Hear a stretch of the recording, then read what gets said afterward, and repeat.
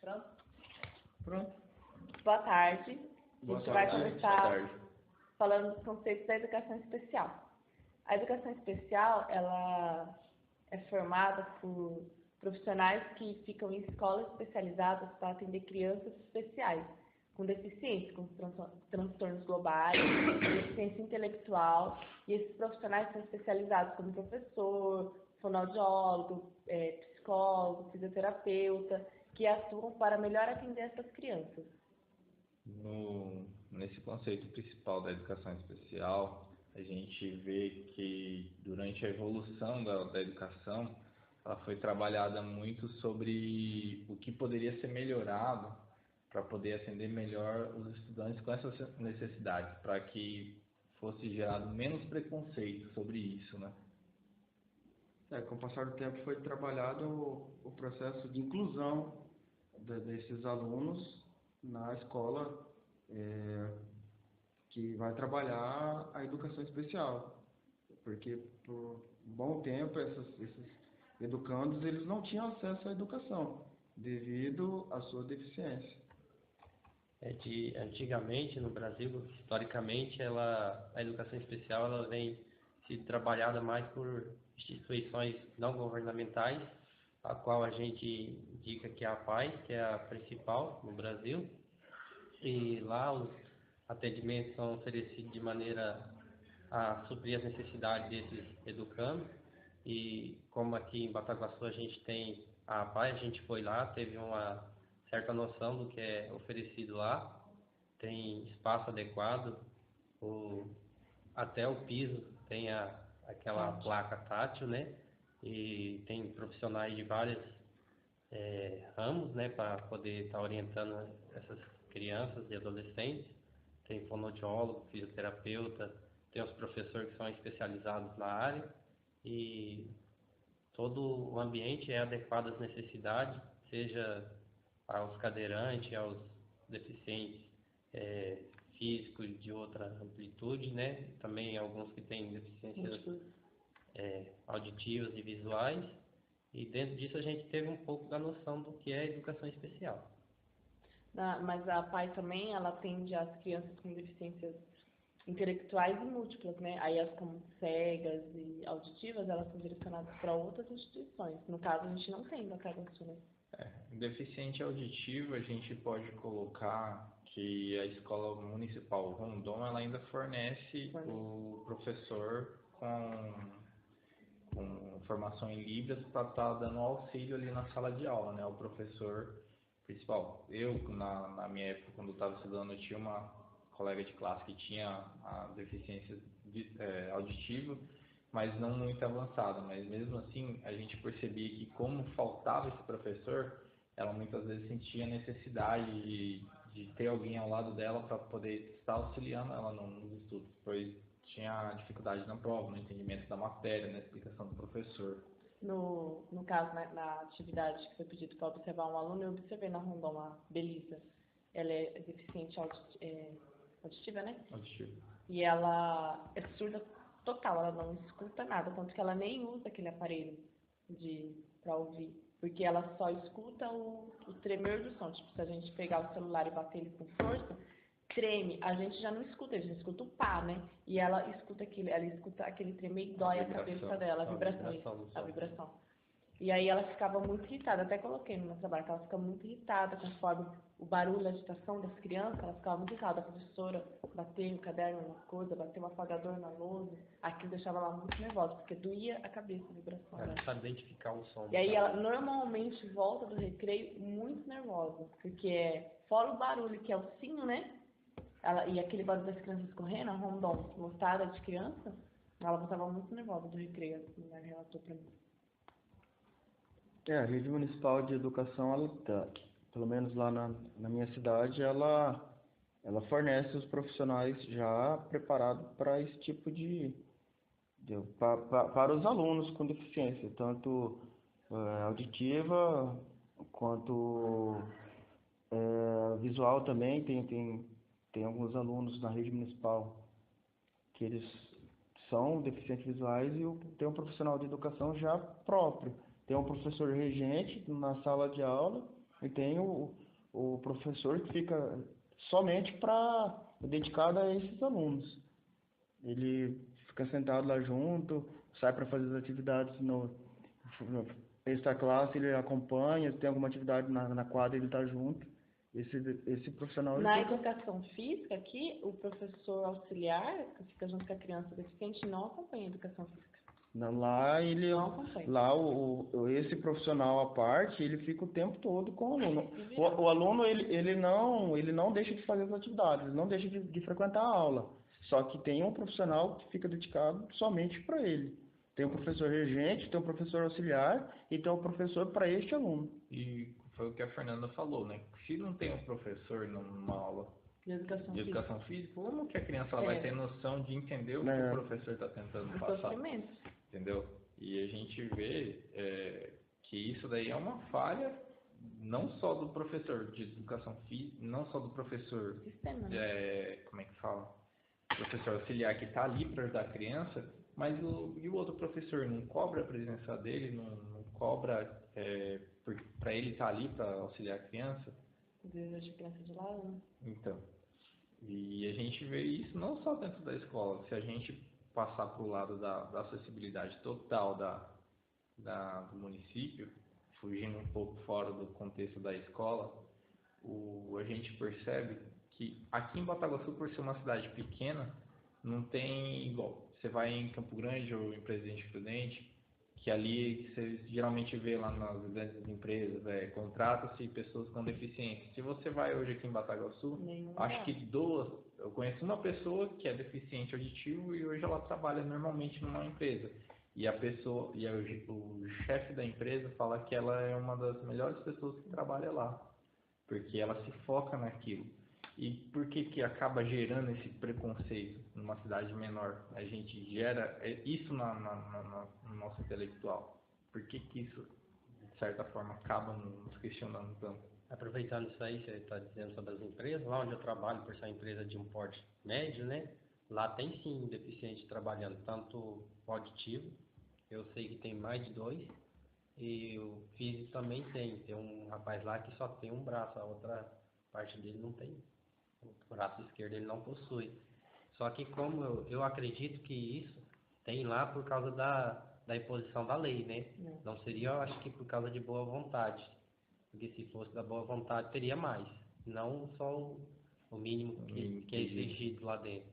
Porque tem ocupações dentro da empresa daquele porte que pode ser feita por pessoas nessas condições.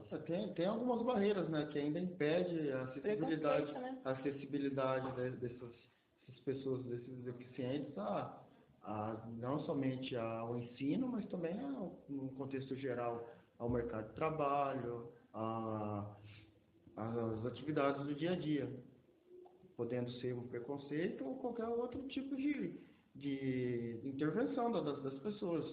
Porque a pessoa vê alguém que não escuta direito, ele já automaticamente o próprio sistema já coloca ele de lado. Elimina. O processo de eliminação dele é constante. A discriminação é grande, né? Eu tenho uma irmã que ela é especial, né? Ela tem epilepsia e geralmente se você sair com ela no meio da rua, ela vira o centro da atenção. E o que causa desconforto, para ela não, que ela não tem noção, né? Mas o familiar que sai com ela, no caso eu não, porque eu já tenho 17 anos com ela, então para mim tanto faz. O que a pessoa pensa ou deixa de pensar a respeito dela. O que importa é o que eu e meus familiares pensam, né? Mas que causa para outros tipos de pessoa um desconforto, causa. Mas eu acho que até nós, assim, também, tipo, tive que ir numa clínica médica em Prudência, esse tempo atrás, tinha uma menina, eu não sei exatamente a deficiência, mas é intelectual, ela devia ter uns 17 anos, mas ela se comportava como uma criança de 2, ela chupava chupeta, ela falava nhen, ela ia chorar, ela fazia assim com a mão, assim. E não tem como, chama a atenção. Você olha e você fica, nossa, desse tamanho, meu Deus, né? E aí eu automaticamente acabo pensando na mãe que estava do lado, o sofrimento que é, né, da família, todo o processo, a adaptação, você já era aquela criança pensando no melhor, aí vem a criança e vem a deficiência junto, não é uma escolha, né? E aí você tem que lidar com isso, você tem que inserir o seu filho na sociedade. A sociedade não está preparada, eu acredito que dificilmente vai estar daqui a algum tempo. Mas você tem que inserir de qualquer jeito. É como a professora fala, a inclusão não vai começar pronta, é aos poucos. E é cada dia uma barreira para superar. Eu tenho um parente do meu esposo, ele tem síndrome de Down. Que já é uma coisa assim, que na minha opinião já... É superficial, né, perto das outras. Síndrome de Down praticamente você já vê sempre. E até hoje as pessoas ficam olhando, reparando o jeito dele, porque ele já tem mais de 30 anos e ele se comporta como um adolescente. Hoje, em tese, a gente teve essa facilidade da acessibilidade devido à lei, né?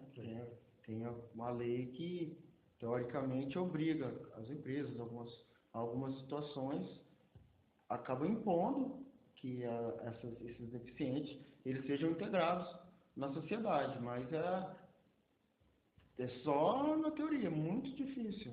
A ser cumprido, e quando é cumprido é o mínimo ainda, né? É só aquela pequena quantidade, só para não ser punido e o restante passa E despercebido. o que foi você que falou, Henrique, que ele é o melhor funcionário. É o melhor funcionário. Porque eles têm que se auto-superar, né? Eles têm que poder ser viver melhor que o superando outro. para valer a pena o cargo que eles têm O dono ainda. da empresa, eu conheci o dono da empresa e conheço o funcionário também. E a melhor coisa que o dono fala lá que é quando ele chega, mesmo ele sendo deficiente, ele consegue ensinar as outras pessoas, passar o processo que é feito numa fábrica de garrafa plástica. Ele consegue demonstrar para a pessoa, ensinar ela como que é feito todo o processo ali. Todos os dias as pessoas ali gostam dele, ele gosta de estar com ele. Mas se você sai daquele momento, às vezes a pessoa, ela gera o preconceito. A gente mesmo, querendo ou não, de certa forma a gente olha, acha estranho, e dali a gente esquece de olhar o próximo, de tentar ajudar o próximo, tentar mudar alguma coisa. Aproveitando isso aí, né, a gente pode falar também sobre a acessibilidade, né, que a gente fez o trabalho lá, e o pouco de acessibilidade que tem na nossa cidade é voltado em cima da lei, né, porque esses pisos táticos que a gente vê em alguns pedaços fragmentados, né, porque não tem em todas. Não. É por causa da imposição da lei municipal que obriga todo mundo a pôr, né. E mesmo assim não é obedecido. Não é obedecido. Praticamente Matagosto é só no centro, né? Só o centro E e na ainda não é frente em das todos. lojas ainda. Porque nas escolas não tem, tipo, eu fiz o meu trajeto da minha escola até a Rondon, da minha casa até a Rondon, não tem. É horrível. Eu fiz da Deficiente visual. deficiente visual. E a calçada da Rondon é estreita e cheia de árvores, né? Vocês sabem. Horrível de passar ali. E é uma escola, né? Horrível de passar ali para quem é deficiente visual. Para quem é da escola, eu não sei se tem na escola deficiente visual. E passa por ali, deve estar acostumado, mas igual eu fui fazer pela primeira vez, você tá muito difícil. Complicado. Quando eu fui fazer o trabalho com o Marcelo, a gente fez o trajeto da casa do Marcelo até o supermercado, que dá em torno de 3 quadras. 3 quadras. Só que a gente demorou 15 minutos pela dificuldade extrema que tinha, porque tinha calçada que estava toda quebrada, calçada com buraco, calçada sem rampa, calçada que o pessoal colocava as coisas na objeto atrapalhando a passagem das pessoas. E a gente assim percebe muito a gente estava fazendo o trabalho, as pessoas ficavam olhando, tentando entender o que estava acontecendo. É um doido que tá brincando ali. Tiraram Duas pessoas grandes até brincando. foto tiraram. Eu vejo assim, tanto para o deficiente visual quanto o motor, o cadeirante, ele tem uma grande dificuldade devido a... Hoje a lei impõe que o poder público ele faça as calçadas, as rampas, coloca aquele quadrilhamento, só que isso daí é muito difícil. Você vê, tem alguns lugares que praticamente não tem rampa, a calçada é desnível, em alguns lugares a calçada é totalmente danificada, não tem aqui, é muito difícil hoje a gente ver. Às vezes o cadeirante andar e tem que sair para a rua para poder... Aí o cadeirante, ele, por essa dificuldade, ele vai fazer o seu trajeto na rua, aí a via de locomoção dele é em desnível, cheia de buraco, ele não tem aquela segurança, porque tem o trânsito de veículos, o ciclista, e aí acaba tendo uma grande dificuldade. essa acessibilidade hoje para os deficientes é muito difícil. Apesar que tem a lei que impõe ao poder público que ele faça, que ter essas condições, não somente nas calçadas, nas ruas, mas também acesso a lojas, a locais de centros de ensinos, ao local onde ele vai ter que conviver, que ele vai ter que acessar. Mas mesmo assim, a gente não vê essa facilidade toda hoje, tanto é que a gente passou na pele fazendo os trabalhos, né? O que eu acho engraçado, sabe o que é? A gente tá fazendo o estágio lá na creche, você entra lá dentro, você vê uma total infraestrutura preparada para um cadeirante. Aí você olha, nossa, bem interessante, né? Aí você sai lá fora, um baita do degrau. Nossa. Aí dentro da escola tem todo aquele suporte. Mas como que o vai cadeirante chegar até lá? vai entrar na escola? Observando assim, da sala de aula pro banheiro, da creche lá, ela é toda responsável. Só que a partir do momento assim, igual o Marcelo falou, que ela sai para ir para uma sala, para ir para poder sair pro portão pro lado de fora, não tem a rampa. É degrau. É degrau. E aí fica prejudicado o acesso esse aluno para outra sala, outro Aí local. a gente pensa assim, né? Pra gente não é nada, mas para um cadeirante, o que acontece? Ele tinha o suporte para ele ir sozinho até lá. Não. Aí dali para cá ele vai depender de alguém. Aí volta a dependência por causa de um detalhe. Um negócio assim que foi bem estruturado, foi uma escola que eu estudei, foi na Peri Martins. Ela pegou e fez uma estruturação do transporte das pessoas ali, da rampa de acessibilidade que antigamente não tinha. Mesmo sem ter algum aluno com necessidade, algum cadeirante ou com outro tipo de acessibilidade, eles fizeram a rampa de acesso para coordenação, fizeram a rampa de acesso para os pavilhões das salas de aulas que eram mais elevados. E assim você percebe tudo. Até para a quadra, eles fizeram que a quadra, como é distante do pátio, era um caminho pela grama, pela terra. Eles fizeram uma rampinha, um caminho todo certinho ali para a criança ter o acesso. Eu acho que aí é bem interessante, né? Porque eu também estudei lá, aí eu também tinha essa ideia que nem você tem. Só que depois de um tempo trabalhando com o pessoal que fazia essa rampa, você passa a perceber que aquela rampa é inadequada. Porque ela é inclinada, A né? inclinação dela vai levar o cadeirante a se extrapolar no chão. Ela é inclinada, ela não tem um corrimão. Foi uma boa vontade, mas não seguiram a norma técnica. Na verdade, aquela rampa lá que foi feita foi somente para evitar que os alunos pisassem na grama ou na terra. Fizeram a calçada e assim ficou. Lá na escola onde eu tô fazendo estágio também tem a rampa, mas ela também é inadequada, ela é bem inclinada. Bem inclinada Eu não sei quem é que faz a regulamentação, quem é que verifica isso, né? Aqui na nossa cidade, porque eu acho que deveria ter um órgão técnico para poder averiguar essa situação, porque não adianta só a boa vontade e a pessoa fazer um serviço perdido, né? Na verdade, assim, a prefeitura, ela tem um engenheiro que deveria fiscalizar, entendeu? Que deveria ser o fiscalizador dessas obras, dessa parte. Mas se realmente isso acontece, vai ser outra história, entendeu? Se realmente é uma acessibilidade na escola, se não está certo ou não. Está certo ou não, se o professor sente algum preconceito em aplicar uma aula ou não para um aluno especial, isso daí só a gente convivendo com eles, de certa forma. Da última vez que eu trabalhei com a equipe de fazer isso, ele tem, acho que é o Agripino, né, que chama ele de Mapino, ele fazia verificação, mas faz pouco tempo. Essa que nem a da Peri antiga, né, e eu não sei também quem que era responsável, que é do Estado, talvez não tenha sido verificado, mas lá a gente teve até que refazer um certo serviço, por causa que estava fora da adequação, e ele veio corrigir o modo de 3 centímetros, ele fez fazer uma rampa de 5 metros. Tem uma lei específica que ela trata a respeito dessas questões de angulação da rampa, de acesso a cadeirante, os corrimões, a forma que tem que ser feito, a localização deles de acordo com a acessibilidade para esse deficiente a determinado local. Tenha já a regulamentação certinha. E a fiscalização cabe ao poder público municipal. Ele Deve ter algum profissional que vá de estabelecimento a estabelecimento, de centro de ensino, e vá verificando. É que nem a situação aqui do nosso polo, né? A gente verifica que alguns lugares tem rampa e outros não. E quando há rampa, ela não obedece o critério, né? Que no caso seria da norma técnica para a distância adequada para a cadeira passar. O que acaba colocando em risco, né, a integridade do deficiente, da pessoa que vai estar utilizando o equipamento. A gente pode até fazer uma demonstração, né, Marcelo, um pouco do polo para ver como que funciona as rampas de acesso aqui da escola, os banheiros que são utilizados.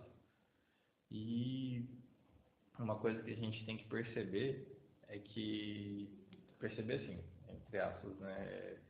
Desculpa, eu acho que acabei me equivocando com a palavra, mas ficar atentos se de certa forma a gente não acaba gerando preconceito em nós mesmos, porque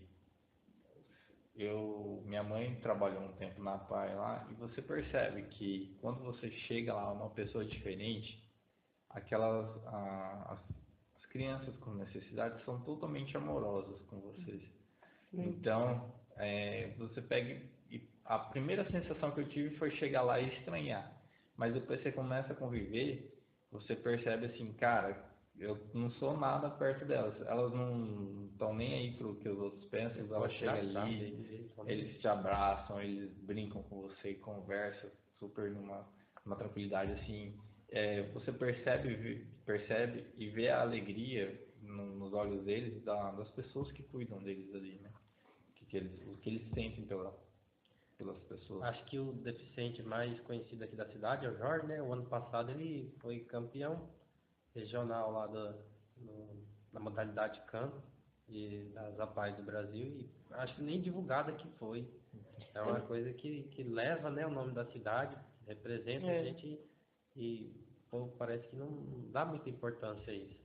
Eu não sabia, não sei se alguns de vocês sabiam, mas a PAI eu achava que ela era mantida pela prefeitura. Não, Mas ela Não é uma é instituição ela é filantrópica. à parte.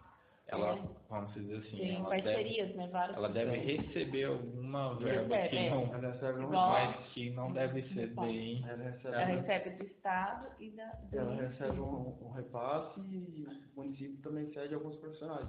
Por exemplo, fisioterapeuta, Professor, isso, estagiário. isso. Mas o vínculo assim A parte econômica é por conta própria. filantrópica. Eu conheço, já vi alguns orçamentos de algumas instituições que repassam dinheiro para eles, mas é bem pouco, é risonho, né? E algumas vezes eles têm que fazer promoções, festas, eventos para poder cumprir com a carga econômica que cai sobre eles. Na minha cidade hoje a PAI está fazendo bazar, né, de produtos apreendidos pela Receita Federal. Tá fazendo, hoje e amanhã tem o bazar deles, para levantar fundos. Tipo, meio que tem que se virar, né? No início do ano este ano teve até um comentário, que a minha irmã estuda lá, né? E diziam que eles talvez não teriam condições de manter a instituição aberta este ano por causa das finanças. Mas, graças a Deus e a boa vontade dos colaboradores, que tem grandes empresários que ajudam, quando a gente tem um parente lá dentro, né, a gente conhece os verdadeiros, né, anjos que faz a doação para lá. Beleza? É isso aí.